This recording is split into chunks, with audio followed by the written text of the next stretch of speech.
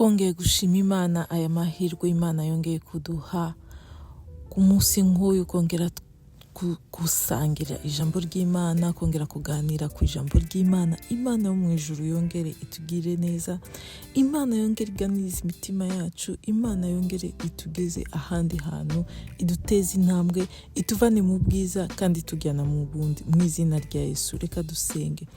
Mana Data, mu izina rya Yesu twongeye kuza imbere yawe Mwami, dushima izina ryawe. Uri mwiza, ugira neza. Turagushima ineza yawe, turagushima imbabazi zawe, turagushima urukundo dukunda, turagushima Mwami mwiza kutwitaho. Ineza yawe Mwami itwomaho umunsi ku wundi. Komeza ubane natwe, nukuriganiza imitima yacu, nukuri uduhishurire Mwami icyubahiro cyawe ku munsi nk'uyu. Urakoze Mwami, mu izina rya Yesu, amen. Uyu munsi Imana yaduhaye ijambo ryiza cyane, ijambo ry'icyubahiro cy'Imana.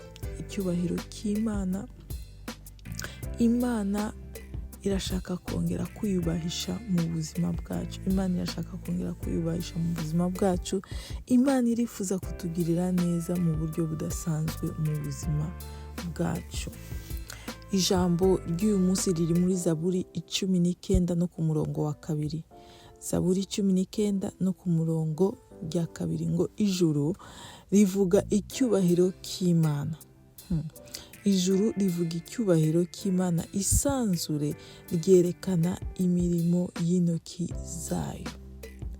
Ijuru rivuga icyubahiro cy'Imana, isanzure yerekana imirimo y'intoki zayo. Imana irifuza kongera kugaragaza icyubahiro cyayo. Imana irabishaka cyane kugaragaza imirimo yayo. Imirimo yayo yarabikoze kandi irashaka kongera kubikora. Yesu yarasenze aravuga ngo Mana ubahisha umwana wawe, ubahisha umuhungu wawe, ubahisha. Imana igiye kumusubiza iravuga ngo nariyubahishije, nzongera kwiyubahisha. Imana ishimwe cyane. Icyubahiro cy'Imana ni ubwiza bw'Imana. Icyubahiro cy'Imana ni ugukomera kw'Imana. Imana ishimwe cyane. Uyu munsi Imana irimo kutubwira ngo ari igihe yigeze kwiyubahisha mu buzima bwacu, ari igihe yigeze kudukiza indwara, ari igihe yigeze kutubohora, ikatubohora gereza, ikatubohora ubukene, ikatubohora indwara, ikatubohora mu bintu byinshi, ikabohora abana bacu, ikabohora imiryango yacu, ikabohora abagabo bacu n'abagore bacu. Ariko Imana yavuze ngo yarabikoze, yagendanye natwe, yagendanye nawe mu murimo w'Imana, ariko uyu munsi irashaka kongera kwiyubahisha bundi busha. Imana ishimwe cyane. Imana irifuza kongera kwiyubahisha mu buzima bwawe. Icyubahiro cy'Imana ni ubwiza bw'Imana. Icyubahiro cy'Imana ni ugukomera kw'Imana. Ubwiza bw'Imana tubibona mu mirimo y'amaboko yayo, tubibona mu byo ikora, mu byo yaremye. Imana ishimwe cyane. Iyo turebye ijuru, iyo turebye isi, iyo turebye isanzure, iyo turebye inyanja, tukareba ibirimo byose, tukareba izuba, tukareba inyenyeri, tukareba ibintu byose biriho, tubona icyubahiro cy'Imana. Mu mirimo Imana yakoze tubona icyubahiro cyayo. Haleluya. Imana yariyubahishije muri Kristo. Imana yariyubahishije muri Kristo. Yakoze imirimo ikomeye, yatubuye, yahinduye amazi vino, yatubuye imigati, yakoze ibintu byinshi, yazuye abapfuye. Ari ibintu Imana yakoze byinshi cyane. Ariko muri uku kwezi kwa 3, haleluya, harimo ibanga mu mubare 3. Yesu yazuye abantu 3 mu buzima bwe. Yazuye umukobwa wa Yahiro, yazuye umuhungu w'umupfakazi Nayimu, yazuye Lazaro. Imana harimo ibanga mu mubare 3, harimo ibanga muri uku kwezi kwa 3. Imana irashaka kwiyubahisha bundi busha mu buzima bwawe. Imana ishimwe cyane. ari ibintu Imana ishaka, ari icyubahiro Imana ishaka kuzana mu rugo rwawe, ari icyubahiro Imana ishaka kuzana mu buzima bwawe, ari icyubahiro Imana ishaka kuzana mu magara yawe, ari icyubahiro Imana ishaka kuzana mu mirimo yawe, muri business yawe, mu bucuruzi bwawe, mu mashuri yawe, mu kazi kawe. Ari indi cyubahiro Imana yifuza kuzana ku buzima bwawe. Ariko tugomba kwemerera Imana, tugomba kwemerera Imana ikagaragaza icyubahiro cyayo. Waruzi yuko Imana irabishoboye kandi irabishaka? Reka nkubwire, ari umuntu uba ushaka kukugirira neza, akagukunda, akakugirira impuhwe, akumva ashaka kukugirira neza, ariko akabura ubushobozi. Akabura ubushobozi bwo kukugirira neza, yabishatse, yabyifuje kandi yumva rwose, ariko akabura ubushobozi. Ari undi muntu uba ushobora kuba afite ubushobozi ariko akabura ubushake, akabura ubushake yo kukugirira neza. Ariko ngufitiye inkuru nziza, Imana yacu ifite ubushake ikagira n'ubushobozi. Imana ishimwe. Imana irashaka kwiyubahisha mu buzima bwawe. Umva impamvu, kugira ngo isi yose ibone gukomera kwayo muri wowe, kugira ngo isi ibone imbaraga zayo muri wowe, kugira ngo isi ibone ubwiza bwayo muri wowe. Imana irashaka gukora ikintu cya kindi ishiraho kashe, igashiraho n'umukono wayo, igashiraho sinyatire, abantu bose bakabireba bakavuga ngo ibingibi ni Imana. Bakahamya Imana yawe, bakongera bakubaha Imana yawe, icyo ni cyambere, bakongera bagakizwa, icyo ni cya kabiri, bakongera bagaca bugufi. Imana ishimwe cyane kubera ibyo Imana yagukoreye. Imana abantu bakureba, bakareba ejo hashize hawe, bakakureba, bakareba ibyo uko wabaye, bakavuga ngo uyu nguyu hashize icyumweru ko yari mayibobo, aya mafaranga yakuye he? Uyu nguyu hashize iminsi ingahe nta kazi yarafite, aka kazi akakuye he? Uyu nguyu ko yari ku cyamvu yageze kuri intebe gute? Yabonye uwo mwanya gute? Abantu bose bakavuga ngo iyi ni Imana. Abantu bose bakabona icyubahiro cy'Imana ku buzima bwawe. Imana ishimwe cyane. Bavuga ngo uyu nguyu ko yaragiye gupfa yongeye abaye muzima gute? Uyu nguyu ko abantu bari batangiye kumusezera yongeye yabayeho gute? Hari icyubahiro, hari ubwiza Imana ishaka kuzana ku buzima bwawe, kugira ngo isi yongere itinye Imana. Erega ari ukuntu isi yibagiwe Imana, ari ukuntu isi yasuzuguye Imana, ari ukuntu isi ivuga ese Imana iracyariho, ese Imana iracyakora. Ariko Imana irashaka kugukoresha, ikagukorera igitangaza, kugira ngo abantu bongere bace bugufi, bongere bubaha Imana yawe, kugira ngo abantu bongere bakizwe, kugira ngo abantu bongere bihane, kugira ngo abantu bongere bakorere Imana. Barebye ib'Imana yagukoreye, ari ubwiza Imana ishaka kuzana ku buzima bwawe, ari icyubahiro Imana ishaka kuzana ku buzima bwawe, ari imbaraga, ari ugukomera Imana ishaka kuzana ku buzima bwawe, kugira ngo iyi si imenye yuko Imana iracyakora. Imana yarakoze ariko na n'ubu iracyakora. Ijambo ry'Imana rirambwira ngo Yesu uko yarari nuko ari nuko azahoraho. Yesu aracyakora. Yesu yaravuze ndakora kandi na data arakora. Haleluya. Yesu arakora na data akakora. Ni ukuvuga yuko ari ibintu Imana ishaka kuzana ku buzima bwawe, kugira ngo abantu bongere bace bugufi, abantu bongere bubaha Imana, abahakana Imana bongere bavuga ngo koko ibi ni Imana, ibi nta muntu wabikora, ibi ni Imana. Uyu ko yari ingumba, uyu ko twamuzinze, aho twamutabye turahazi, abyaye gute, asamye inda gute? Uyu ko twavuze yuko atazashaka, uyu ko twatabye ubwenge bwe, yongeye yize amashuri gute, yongeye yatsinze amashuri gute, yongeye yabonye diplome gute? Imana irashaka kongera kwerekana isi, ariko ikerekana isi ibigucishijemo, ikoresheje imbaraga zayo zigukoreramo. Bakureba bakavuga ngo mbese uyu nguyu ministeri yiwe ko twayirangije, uyu nguyu ministeri yiwe, umurimo mu muhamagaro wiwe ko twayishize hasi, abadayimoni bakikubita mu gatuza bakavuga ngo uyu twamurangije. nguko bakubise agatuza Yesu ari ku musaraba, bavuga ngo ubu ngubu ibye byarangiye, ibye twabirangije, ariko ari imbaraga z'umuzuko. Ari imbaraga z'umuzuko zije. Nyemerera muri iyi minsi isigaye imbere y'uko Pasika igera, twemerera Imana duce bugufi, kuko kugira ngo Imana yiyubahishe imbere y'icyubahiro cyose, imbere y'ikamba Yesu yakiriye, imbere yo guhabwa izina riruta ayandi mazina yose, imbere y'uko Yesu ahabwa intebe iburyo bwa Data, habanje umusaraba, habanje isoni y'umusaraba, habanje gusuzugurwa. Mbere yo gushirwa hejuru habanza gucishwa bugufi. Imana ishimwe cyane. Yobu mbere y'uko Imana yongera ikamusana, ikongera ikamusubiza ibyo yatakaje byose, yabanje kumucisha bugufi.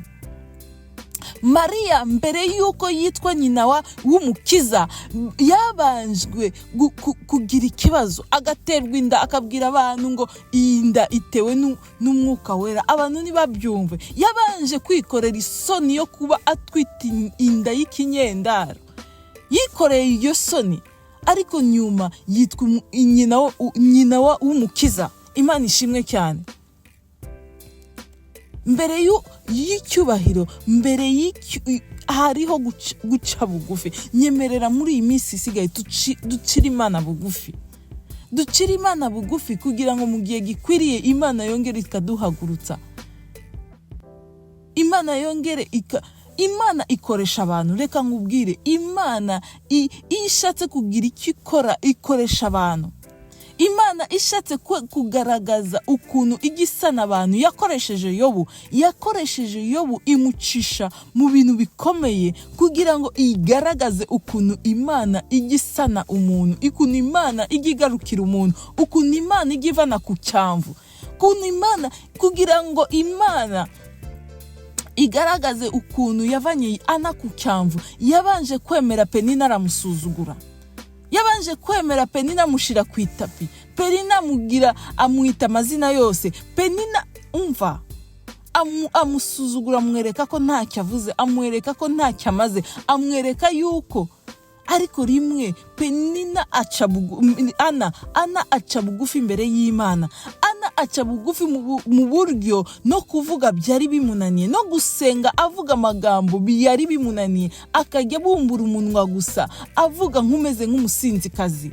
Abantu bakamwita amazina atariyo. Abantu, Imana irashaka kongera kugaragaza ugukomera kwayo. Mu madeni ufite, Imana irashaka kongera kugaragaza ugukomera kwayo. Muri business ukora, Imana irashaka kongera kugaragaza ugukomera kwayo. Mu bana bawe bananiranye, Imana irashaka kugaragaza ugukomera kwayo. Muri urwo rugo rwawe rurimo gusenyuka, Imana irashaka kugaragaza gukomera kwayo. Haleluya. Mu murimo wayo, Imana irashaka kongera kugaragaza ugukomera kwayo. Imana irashaka kongera kubohora abantu. Imana irashaka kongera gukiza abantu. Imana irashaka ko abantu bongera baca bugufi bagakizwa. Ariko Imana ikoresha abantu.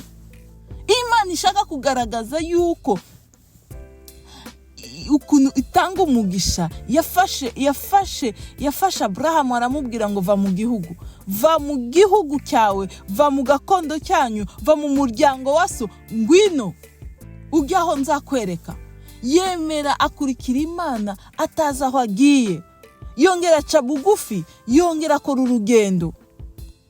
Ariko amaze kurangiza urugendo, Imana iramwigaragariza, iyereka abantu ukuntu igitanga umugisha, iyereka abantu ukuntu. Ariko ikinshimira Imana n'ikintu kinezeza, nuko ntabwo byagarukiye kuri Abrahamu, na nubwo byagarukiye kuri Isaka, na nubwo byagarukiye kuri Yakobo, byarakomeje no ku Bisirayeli bose, no kugeza kuri uyu munsi. Birakwiriye yuko abantu babona ugukomera kw'Imana yawe. Oya, ntabwo ari Imana yundi, ni Imana yawe bwite. Abantu bakareba bakavuga, ariko si uyu nguyu ko yagendaga n'amaguru, ejo bundi atangiye kugenda n'imodoka gute? Uyu nguyu ko yari umukene, umutindi nyakujya, yubatse iriya nzu gute? Imana irashaka ko igaragaza ubwiza bwayo, ikora imirimo abantu bakabona ubwiza bwayo mu buzima bwawe.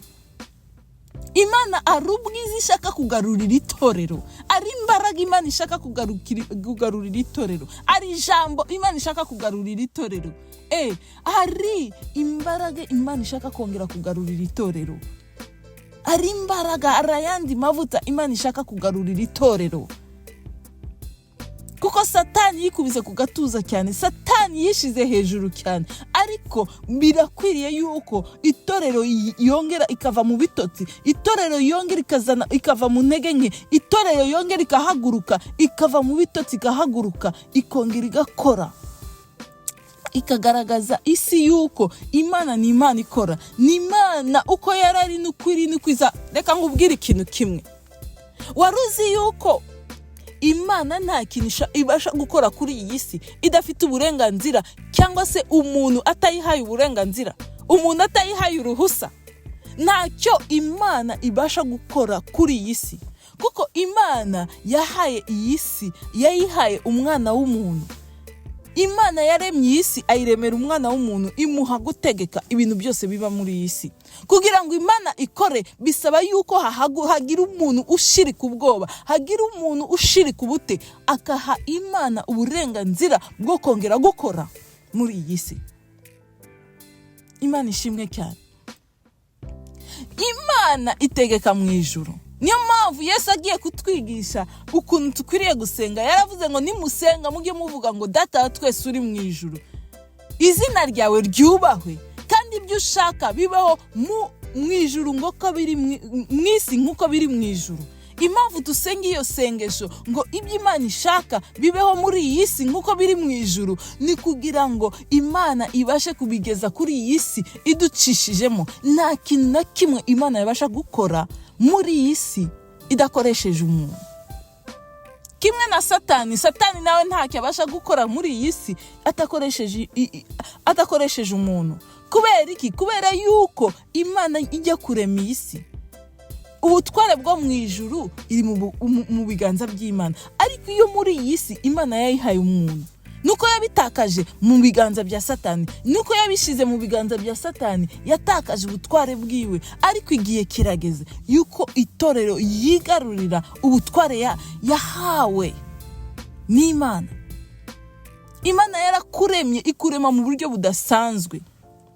Inyamaswa n'abantu baremwe ku munsi wa gatandatu, bose baremwe mu munsi wa gatandatu, ariko Imana ishiraho akarusho ku muntu. Iravuga ngo uyu nguyu reka tumureme, icyambere ase natwe, icya kabiri mu ishusho yacu.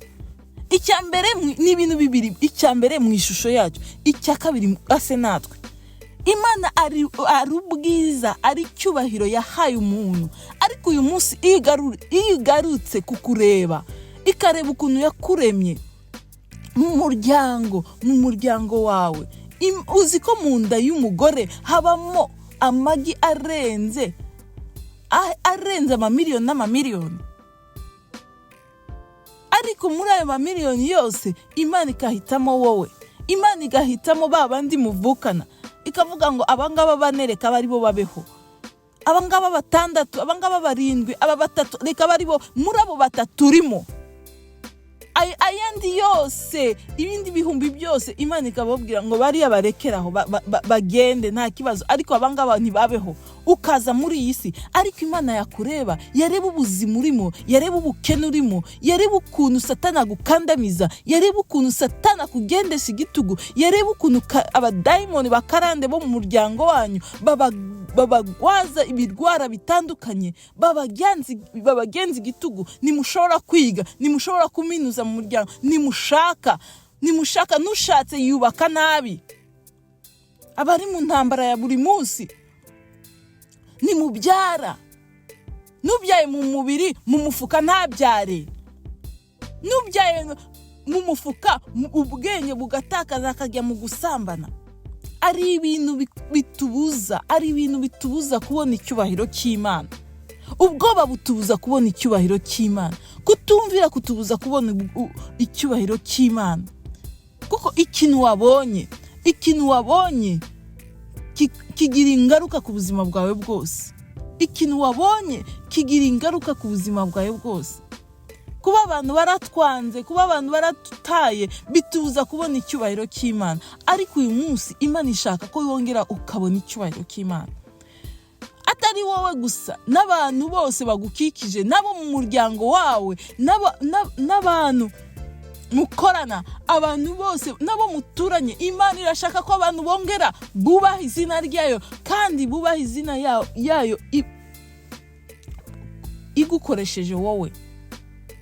Kuko Imana yahaye ijuru n'iryayo, iyi si yayishize mu biganza by'umwana w'umuntu.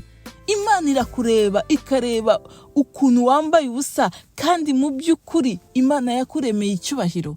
Bikababaza umutima. Ntabwo Imana yakuremye gusa mu ishusho yayo. Imana, umuntu amaze gucumura, Imana yesi ishiraho gahunda yo gucungura umwana w'umuntu. Igiye kwikwiriye Yesu yaraje abaho. Imana ishimwe. Yesu abaho, arapfa ku musaraba. Amaze gupfa ku musaraba arazuka. Amaze kuzuka aravuga ngo umva, ubutware bwose nabubonye kandi nabuguhaye. Nguhaye ubutware bwose. Icyo uzabohora mu isi kizaba kibohoye mu ijuru. Icyo uzaboha mu isi kizaba kibo. Ariko Imana yarebye ubuzima urimo, yaguhaye kubaho, irangije iguha gukizwa. Ukaba ari wowe wavutse ubwa kabiri, akaba ari wowe wakijijwe mu muryango w'iwanyu. Imana yakureba, ikareba ubuzima ubayeho. Imana irifuza cyane kongera kukugarukaho. Imana irifuza cyane kongera kuza kugira ngo Imana yongere igaragaza ubwiza bwayo. Rero reka twemerere Imana. Reka dukureho inzitizi zose zitubuza kutabona icyubahiro cy'Imana. Reka haleluya. Reka dukureho inzitizi zose zishaka kutubuza kureba Imana, zishaka kutubuza kwakira iby'Imana, zishaka kutubuza kubona ubwiza bw'Imana, kubona icyubahiro cy'Imana. Reka dukureho ubwoba, reka dushirike ubute, reka dukureho intege nkeya. Ariko dukorera Imana, ariko dukore ku buryo icyubahiro cy'Imana kigaruka mu buzima bwacu. Haleluya. Abantu batureba tutanavuze, abantu bagakizwa. Abantu bakwibuka amateka yacu bagakizwa, bakavuga ngo niba Imana yamukoreye biriya, iyo Mana ngiye kuyikorera. Niba Imana yamukuye aho namutabye, abarozi bagakizwa, abakuroga bagakizwa, bakongera bagaca bugufi, bakongera bakubaha Imana yawe. Kuko ubu ngubu barimo kwikubita mu gatuza, barimo kwirata cyane, barimo kwibaza ese Imana yabo irihe, ese Imana yabo ikora iki, ese Imana yabo ishoboye iki. Ariko Imana irifuza kugaragaza ubushobozi bwayo. Imana irifuza kongera kugaragaza ubwiza bwayo. Imana ari byo yakoze ku buzima bwawe, yego. Ari ukuntu wagendanye n'Imana, yego. Ari bitangaza yakoze ku buzima bwawe, yego. Ariko Imana yari yubahishije, ariko irashaka kongera kwiyubahisha. Yesu yarasenze, yavuze ngo ubahisha umwana wawe. Anyuma Imana igiye kumusubiza iravuga ngo nariyubahishije. Igihe kirageze kugira ngo Imana yongere yiyubahishe mu buzima bwacu. Igihe kirageze kugira ngo Imana yongere yiyubahishe. Kandi reka nkubwire, Imana irashaka kugaragaza, irabishaka kandi irabishaka cyane. Reka mbikubwiye, umutima w'Imana kuri uyu munsi wuzuyemo gushaka cyane kugaragaza gukomera kwayo. Irashaka kongera kugaragaza ubwiza bwayo. Mu bukwe bwawe ikagaragaza ubwiza bwayo. Haleluya. Ikagukorera ubukwe bw'igitangaza, ikagukorera ubukwe butunguye abantu benshi, ikagukorera, ikaguha akazi gutangaje, ikaguha imirimo itangaje, igakiza iyo ngwara abantu bari basinye ko bagucukuriye imva. Abantu bari bamaze gucukura imva yawe, bavuga ngo baguhambye, bakurangije. Ahubwo Imana ikagaragaza gukomera kwayo, bagatangara cyane. Akaba ari bo bajya muri iyo mva bacukuye. Imana ishimwe cyane.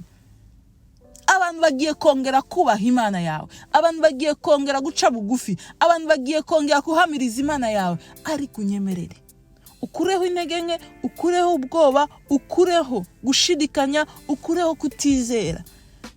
Twemere tugende mbese uko Imana ibishaka, twongeye duce bugufi imbere y'Imana, Imana yongere yiyubahishe mu buzima bwacu. Reka dusenge. Uwiteka Imana ikomeye, ndasenze Mwami, nsengera abantu bose bumvishije ijambo. Mwami bana nabo, Mwami bakorera ibitangaza, abakeneye gukira mu mubiri reka bakire mu izina rya Yesu, kuko wohereza ijambo ryawe kandi ijambo ryawe rigakora. Ukora hafi kandi ugakorera na kure. Mu izina rya Yesu bohora abantu bawe, ababoshwe mu mubiri, ababoshwe mu mwuka, ababoshwe mu bwenge. Mwami mu izina rya Yesu bohora abantu bawe, ababoshwe n'ubukene, ababoshwe n'ubugumba. Mu izina rya Yesu ubagire neza. Urakoze Data ko wabanye natwe, komeza utugire neza mu izina rya Yesu, amen. Mwari kumwe na mwene Data Kabera Fifi. Mushobora kuduhamagara kuri WhatsApp, akamenyetso ko guterana 207 303 26 Imana ibaho umugisha, Imana ibagirire neza, mugire umunsi mwiza, muhahe muronke mu izina rya Yesu, amen.